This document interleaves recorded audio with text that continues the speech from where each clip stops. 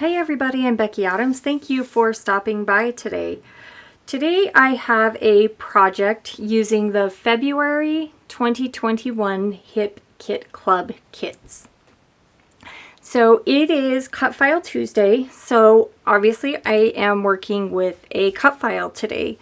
So I did a couple of things off camera.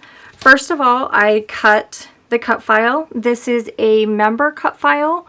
So if you are a subscriber to the Hip Kit Club, then you have access to this cut file over on the Hip Kit website. If you're not a subscriber, you should be. And when you subscribe, then you get access to all sorts of awesome cut files every month. So I cut the cut file out of using my silhouette with white cardstock, and then I backed it with pattern papers from the kit. And the cool thing that I like about kits is that it gives you the opportunity to mix and match products from different manufacturers. So like this paper right here is from Echo Park. This one is from Pink Fresh Studio. This is a Hip Kit exclusive paper, and then both of these pattern papers are Hip Kit exclusives as well. So I have taken this navy that has a lighter blue stitched heart on it, and I cut the center out of the back so that I could save it for another project, because I love both of the sides of this pattern paper. And then I cut down this gray and white scallop, and it's got obviously the hearts on the back, and I cut that down to 11 by 11 to give me a 1/2 inch border around the entire layout. I also added some stitching around the border as well. So the first thing that I'm going to do is to adhere the cut file. And I just have some foam tape that I have already put on the back of the cut file. And I will just go ahead and peel that backing paper away. I wanted to give this cut file a little bit of lift off the page because I have some other, I believe actually they're die cuts that I want to tuck in and around the cut file. So we'll just take off the last of this backing. And then I'm going to take my T-square ruler and get that set. I want it just about 1 inch above the bottom of, actually we're going to do a little bit more than 1 inch from the bottom. And then I'm just going to center that.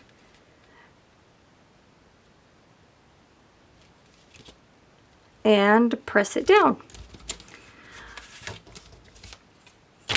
Okay, I have one photo that I'm working with today.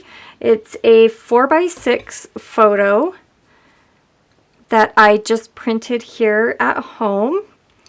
It's a photo of me and some of my nieces and nephews. I have a deal with them that when we take photos, they had to take a nice one and then we can take a silly one. And quite often, honestly, I like the silly ones more than the regular ones. Depends, but we had just had a sleepover at my house, and they had been having a lot of fun and had some really silly faces for me. So I just adhered that to a piece of the navy pattern paper, and I just want to adhere that right about there, just above the cut file. Okay, and then before I get too involved in adding embellishments and things, I always like to put my journaling in place to make sure that I have plenty of room for the journaling. So I have pre-printed my journaling, and when I print my journaling, I also print the date each time. And sometimes I end up using it and sometimes I don't. I'm not exactly sure what I'll decide to do with this one. I want to see how things go when I get the embellishments kind of laid out before I decide. But that way I've got the date right there handy so that if I want to use a date stamp I can, or if I want to just adhere what I printed, I've got that option as well. So these journaling strips, I just print my journaling on regular old copy paper on my printer at home. I cut them down, or I trim them down, and then I add 1/8" tape, double-sided tape, to the back of each strip, and then I just adhere them in place. It makes it really easy. I do love to use my handwriting as well. You won't see my handwriting super often, and there's a couple reasons for that. One, my handwriting is kind of big and loopy, and I often don't want my journaling to take up as much room as my handwriting would, if that makes sense. And so I print my journaling quite often, but I still have many layouts that my handwriting is on there. And then I also, everything that I do in my planner, when I work in my planner, is in my handwriting. So my handwriting is well preserved. It's just not on every layout I make.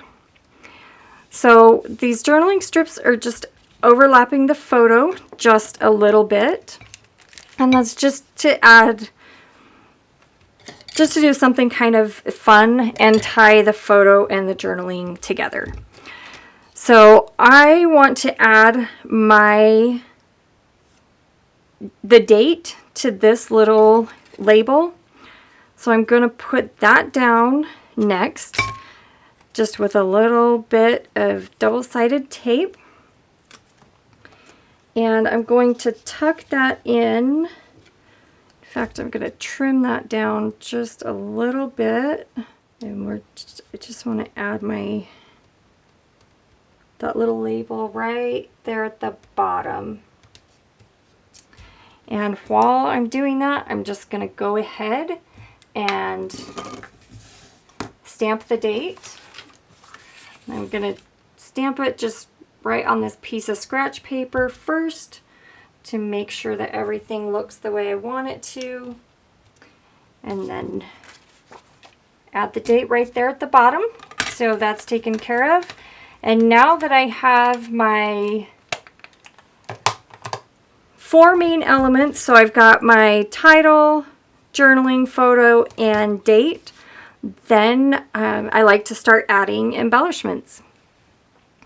So the first thing that I wanted to add is there's this really cute die cut. I believe it's in the embellishment kit that says always better together. And it was kind of a little speech bubble, but for this purpose I just wanted it to be an oval.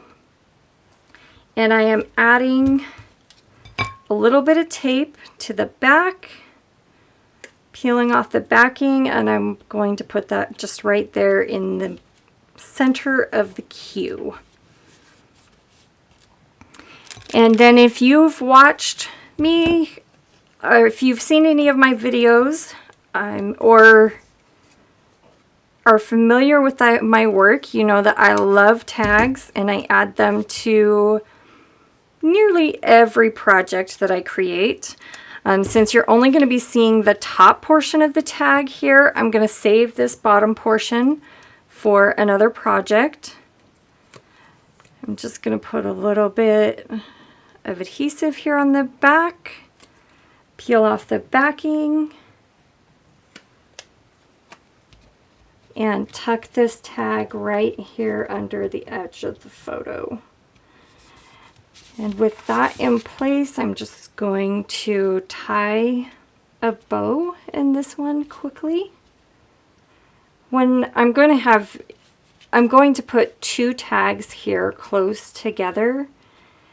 And when I do that, I usually do the tops of the tags a little bit differently. So on this one will have a bow, and then the other one, I think I'll just tie a knot in it. So we'll just tie a knot in the top of this one. Whoops. And trim that one down just a little bit. And then I'm going to do the same thing here. Trim off the bottom portion of that tag and save it for another project and just adhere the top. That's a fun way to stretch your supplies because the bottoms of both of those tags are really cute and can be used on another project. So I'm just going to take this lighter blue tag and tuck it up here at the top, just even with the photo. Okay, and then I have a few flower die cuts. These are from the Pink Fresh Studio Someday collection that I want to add in and around my title. So I've got some adhesive foam squares. I am actually out of the smaller ones, so I'm just going to cut some of those in half because I know I will need some smaller ones, like on this flower, for example. Then I need to make a note to myself to order some more smaller squares. We'll just put one little section of adhesive on each bloom. And then this one, I want to tuck that. I'm going to kind of trim this bottom part off and tuck that right there so it kind of looks like the flower is coming out from behind the title there. And I'm going to get one more piece of foam adhesive to put right there behind the leaf. Okay, so I want to add, let's see, I think this one we'll put over here, and this one I kind of want to tuck right here at the bottom. I'm going to trim this section down a little bit because I want it to kind of tuck around like that. I'm going to just trim down this one little flower so that you can see the date, and that will work perfectly.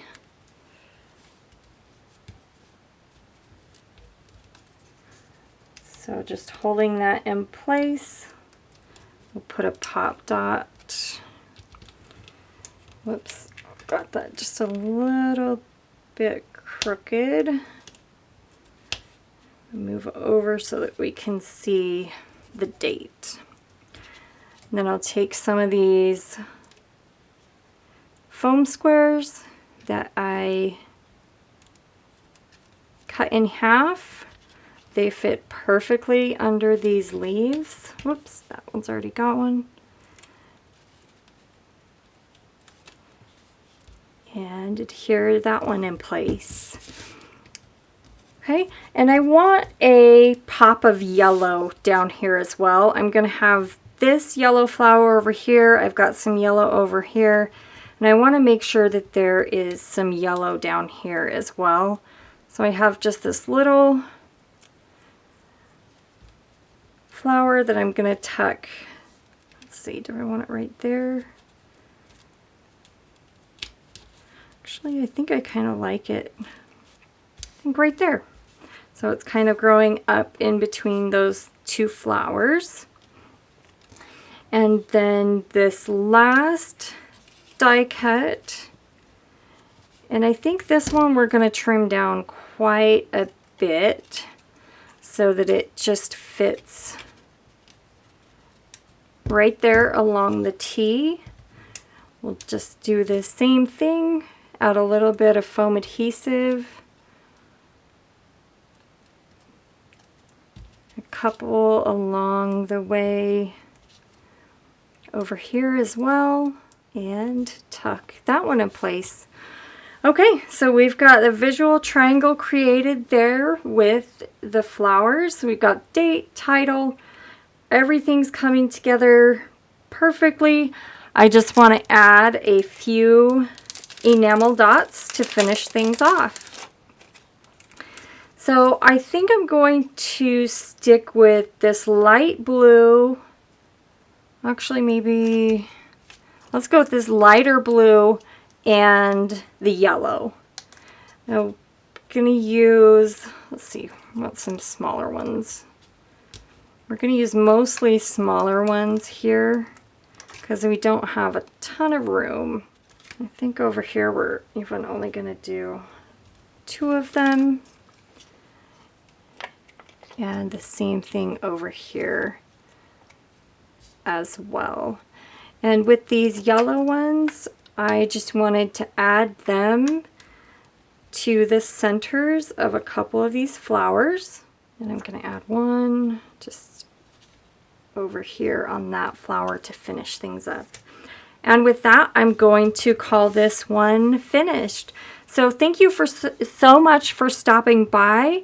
I will leave all the information for the Hip Kit Club in the description box below. Make sure that you check out the February 2021 kits. I will make sure and leave all the information for the Hip Kit Club in the description box below. Make sure you hit that subscribe button on your way out, and I will see you again soon.